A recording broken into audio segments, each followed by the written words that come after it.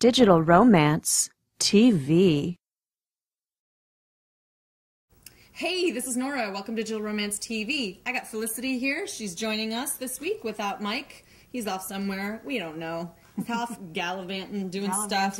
But we're here to answer your burning questions. And today's question is, why does she act hot and cold, or why she sends you mixed signals? And we actually just had a really interesting conversation right before we got on camera, which I think is going to be interesting for you, which is that most of us agree that mixed signals are on the receiving end, not necessarily the sending end. And usually what you're seeing is either somebody not feeling the same way you do, realizing that you feel a certain way but not wanting to hurt your feelings, or somebody is really just truly like off in their own world and they don't understand that what they're doing to you with their actions.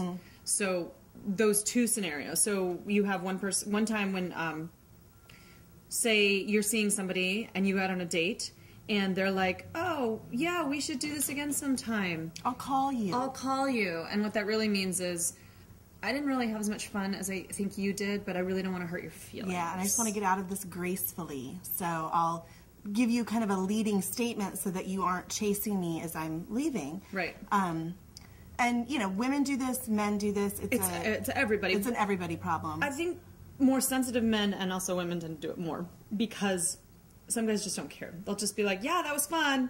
Yeah. And then you'll never hear from them again and whatever. And they're not as nice about it. But I think that sensitive men who tend to feel your enthusiasm for something that they're not feeling, and women do it again because I don't think I've ever said to somebody, you know, I'm really just not that into you. Let's not do this ever again. At least not on the date. It might be an email later. I don't think I've ever said it in real life ever. Really? I'm really bad with this one. I'm trying to get better as a grown-up, as a grown-ass woman, to actually say, like, here's how I feel, but try to do it in a nice way. Yeah. But through most of my 20s and most of my dating life, I was really bad at saying, I'm not really that into this. Yeah. Yeah. I usually went along the fade with away. it, and then I would just not return calls or, like, yeah, the fade away is a lot easier. So if somebody, mixed signals often comes from somebody trying to do the fade away, and you're just not getting it. Yeah, you're being very persistent. So oftentimes when people say that mixed feelings they're getting mixed signals, or somebody's hot and cold, it's usually that they're not hot. They're just either they like the sex but not you, or they're trying to be nice. Yeah. And they're just not into you. So a better way of looking at it is, are they sending me clear signals? Correct. And a clear signal is, you know, and this is a good tip for men, at the end of the date, if you want to see her again and you're not committing to marriage and living together and all this, it's just, do I want to spend another hour hanging out with this person? Before you say goodbye, you say, I really had a great time. When can we do this again? Are you free later this week? Or whatever. And you set that date up before you leave. That's a very clear signal that someone is interested in getting to know you. Or if you forget, and you get home, you're like, oh, I had a great time, and I want to, you know, don't be afraid to text. Don't wait 2 days. Don't be weird. Yeah, those rules are stupid. Just say, I had a great time tonight. Can't wait to do it again. Those are clear signals. If someone isn't interested in dating you, they'll say something like, oh, I'll call you, or we should do this again sometime. The vague stuff, that's just someone trying to be nice, really. Right. Unless if they've honestly spent the whole night talking about how busy they are, and if they say I have to check my schedule, sometimes that really does mean I need to check my schedule because I don't know when I'm free again. But as a general rule, if somebody doesn't commit to like, yeah, that would be great, I would love to see you again, then they're probably not that interested. Yeah. They're not that into you. They're just not that into you. And that's okay. Any other things on the...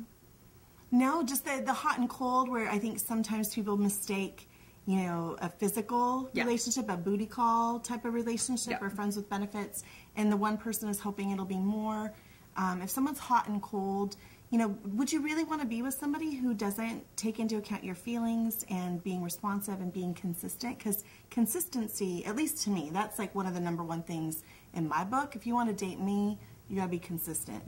You know, I can understand that, you know, there was a flood in your basement and your house burnt down on the same day, and, you know, ridiculous things happen in life sometimes, but if you are still, you know, staying in touch and wanting to, you know, spend time together at some point. Now I made myself sound like a big weirdo. Like, totally desperate. Your house can burn down, but I'm not going away. Okay, that's not what I meant by that. Stalker. Shh. Don't date her, she's a stalker. No. I think it's just being there, being honest and consistent. Yeah. Yep. All right. Thanks. That was Digital Romance TV, and we'll be back next week, and it might be Mike and it might be somebody else, and who knows? We'll just have to tune in and find out. If you've got a cell phone in your pocket or purse right now, then you've got everything you need to create incredible romance and passion with the man or woman in your life at the push of a button.